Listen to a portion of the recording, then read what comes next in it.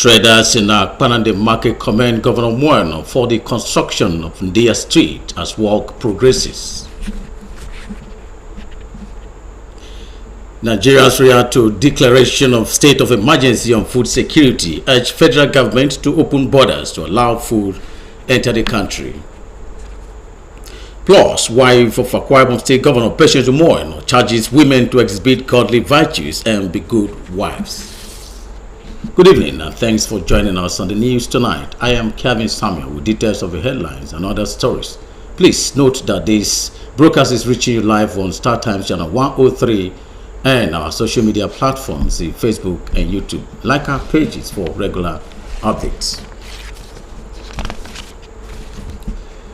Residents and some traders at Akpanande Market have commended Governor Moeno on the ongoing road rehabilitation at Udo Umana and Ndia Street of the area.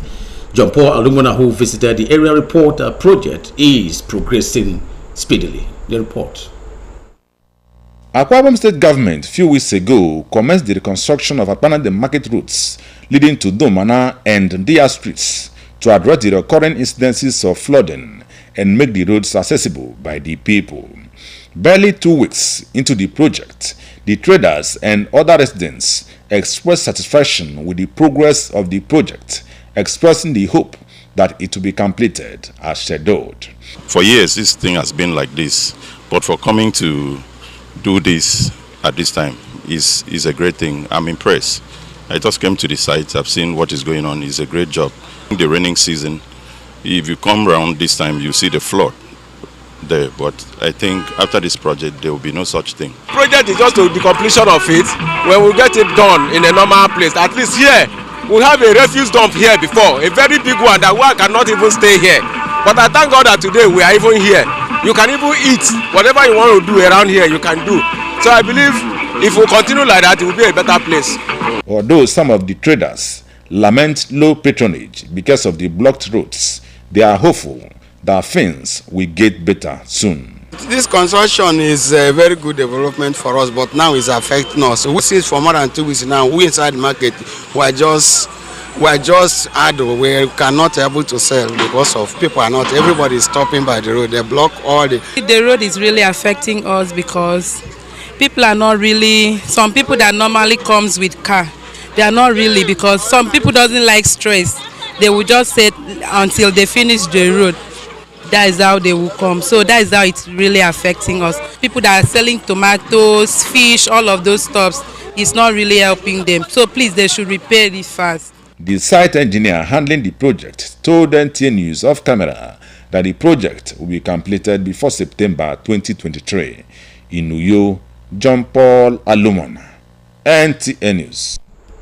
Meanwhile, the nation's food security program can be achieved amidst adequate provision of funds, machines, training of farmers, and policies to boost agriculture.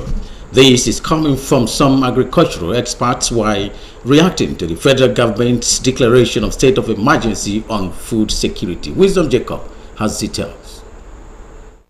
In the 1970s and 80s, before the advent of crude oil, agriculture was the main source of revenue for the country. The narrative changed because agriculture was relegated to the background, with few farmers struggling to feed the nation.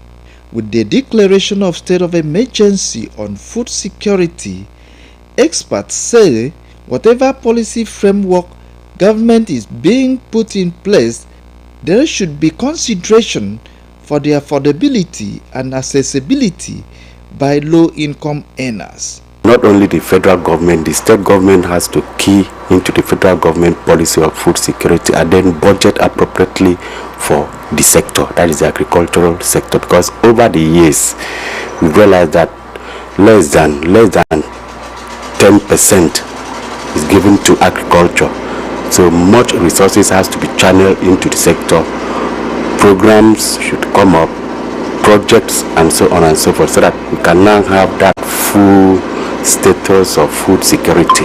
If prices is going up because of the policy of subsidy removal, and then people's incomes are being devalued on a daily basis, it means that the issue of accessibility is going to be a challenge. And so whatever policy framework the government is trying to put in place in order to achieve this food security must actually consider the component of accessibility in terms of the income of the people. The state of the economy is in bad shape, and the prices of food items have gone high, and the attention to agriculture is grossly inadequate. The experts said that there is need for the federal government to encourage youths to invest in agriculture. The government must provide the necessary environment and infrastructure,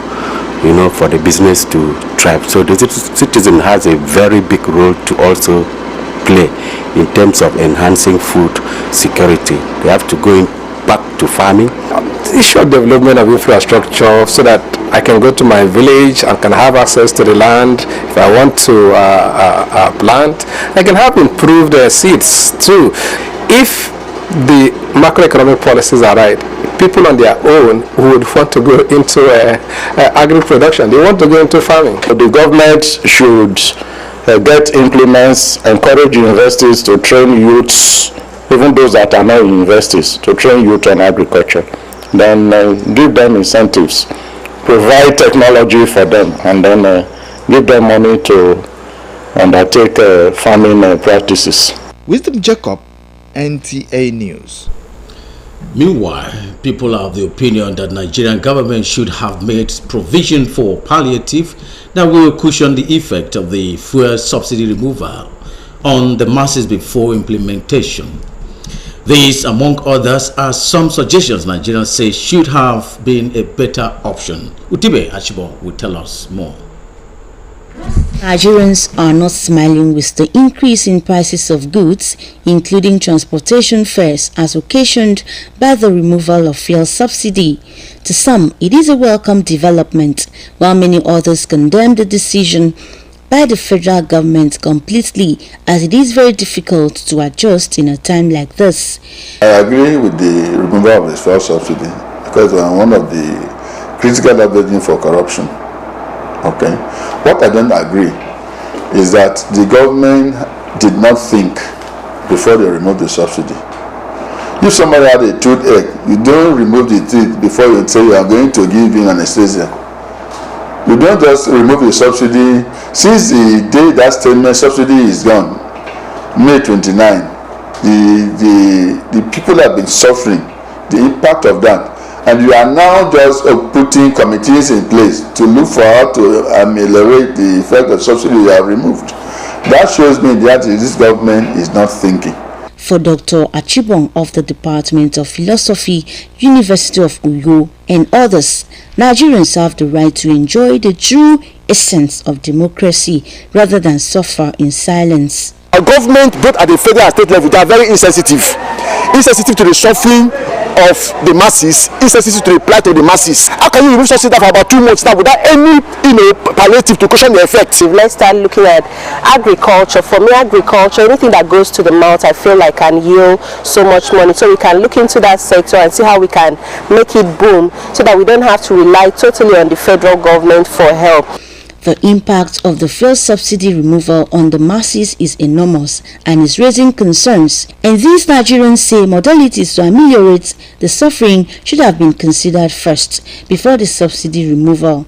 Just of recent, the federal government mentioned of palliatives. I think instead of them to direct the money to the palliative, which you and I understand that it will not reach the masses, they should use the money and invest in human capacity development. That is where the suffering will be subsidized. If they want to share palliative, there should be a data about the poor.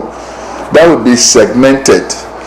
In Uyo, Utibe Achibong, NTA News. We will take a short commercial break here. Good news and I'll return. Don't go away.